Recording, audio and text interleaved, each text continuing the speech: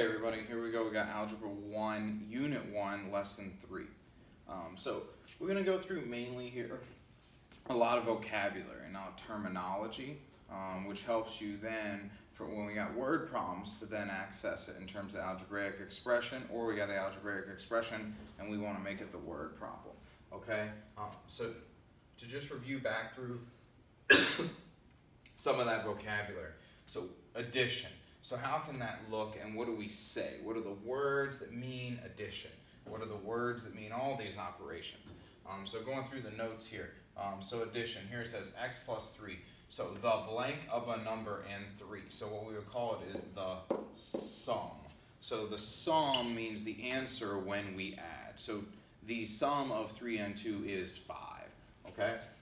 So n plus 10. So 10 blank then a number. So 10 what then a number? We're adding 10 to it, so it'd be 10 more. So 10 more than a number, okay? So again, it's more than a number, all right?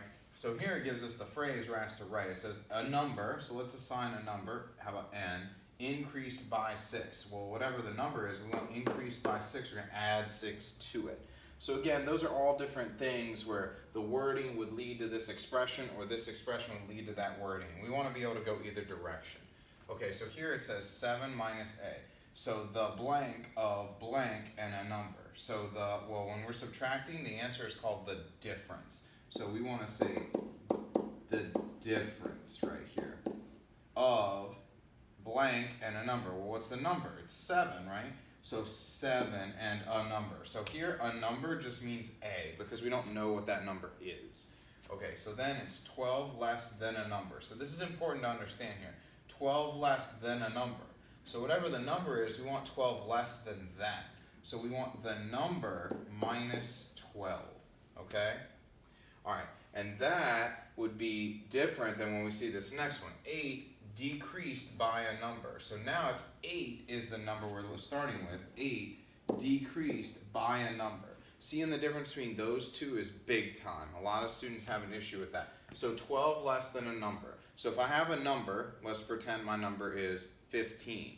I want 12 less than that. So imagine instead of this saying a number, it said 15. 12 less than 15. Oh, well, 12 less than 15 is 3, because I would do 15 minus the 12. So that's what we're doing here, and that's why we write it this way. Whereas here, 8 decreased by a number. So what if my number is 3? Well, 8 decreased by 3. Wouldn't that be 8 minus 3? So that'd be 5. So that's why I'm going to write that like this. Okay, so for multiplication, this says 3n. So the blank of 3 and a number. So the answer when we multiply is called the product. Okay? So this would be the product of 3 and a number. So here the words say 5 times a number. So that would be 5. And then I put x. Keep in mind you can put literally any variable you want there. Any number. Okay, sorry, any letter. Okay, so here it says twice a number. Well, again, twice means multiplying by 2. So 2 and then anything there. You know, normally we see x, y, z, n. But I mean, you could put q if you want, or p, or whatever. Okay, division. 8 divided by a number. So 8 divided by a number. Now we can see it written as a fraction bar or 8 and then like the line with the 2 dots and the n. Be familiar with either way, just so you're comfortable with it. So the blank of a number and 6. So here we have a divided by 6. So the blank, the answer when you divide is called the quotient. So it would be the quotient of a number and 6. And then lastly, half a number. Well, that's just n, or x, again, any letter you want there, divided by 2, okay? Or you could also write n and then the divided by in this way. So there we just went through our 4 basic operations and going from the words to the expression or the expression to the words. Okay, so from here, let's contrast 2 things that people get confused a lot. So twice a number n, 2n, versus the square of a number n. Well, that is the number squared. So let's make sure you see the difference between those. This would be we're multiplying whatever the number is by 2. And this, well, when we square something, we multiply it by itself. So this would be multiplying it times itself. Okay, so let's try to write out for these. It's giving us a phrase. We're going to try and write the expression. So 8 times, well, I know I need to multiply something by 8. So I'm going to write my 8 down. 8 times the sum of 4 plus a number n. So I need to multiply, but first I'm going to have to do the sum of 4 and n. So how about we do 4 plus n in parentheses to indicate we need to add them first, because it said to multiply by the sum. So that's how I'd set that one up. So it's going to be 8 multiplied by the sum, because I would add those first with the parentheses. Okay, the quotient, so I'm going to divide, of 10 and twice a number n. So again, twice a number times 2, so 2n.